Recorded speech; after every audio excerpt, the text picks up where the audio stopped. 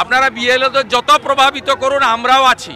52 জন BLO বিহারের জেলে আছে, এটা মাথায় রেখে তৃণমূলের কথা শুনবেন, বিজেপির কথা শুনবেন না। শুনুন ইলেকশন কমিশনের কথা। ইলেকশন কমিশনের কথার বাইরে গেলে বিহারে 52 জন বিএলও এখনো জামিন পায়নি। আপনাদের কিন্তু জেলে কাটাতে হবে, আর জেলে যাওয়ার জন্য তথ্য ডকুমেন্ট আমরা জোগাড় করে দেব। কোনো পার্টি কোনো দাদা দিদির কথা শুনবেন না। শুনতে যদি হয় ইলেকশন কমিশনের কথা শুনবেন, নইলে আপনাদের পরিণতিও বিহারের বিএলওদের মতো হবে।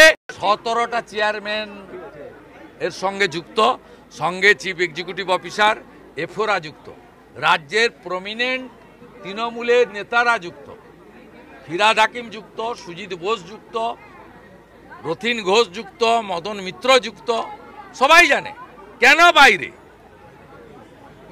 আমরা ভিতরে দেখতে চাই।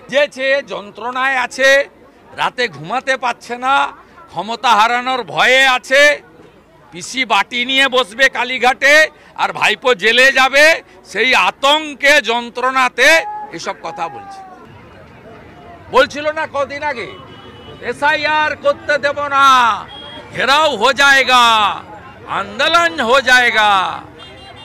পিসি এবং ভাইপো দুটোই বলছিল, বড়টা ছোটটা দুটো একসঙ্গে। এসআইআরও হবে, বাংলাদেশি মুসলিম অনুপ্রবেশকারীর নামও বাদ যাবে।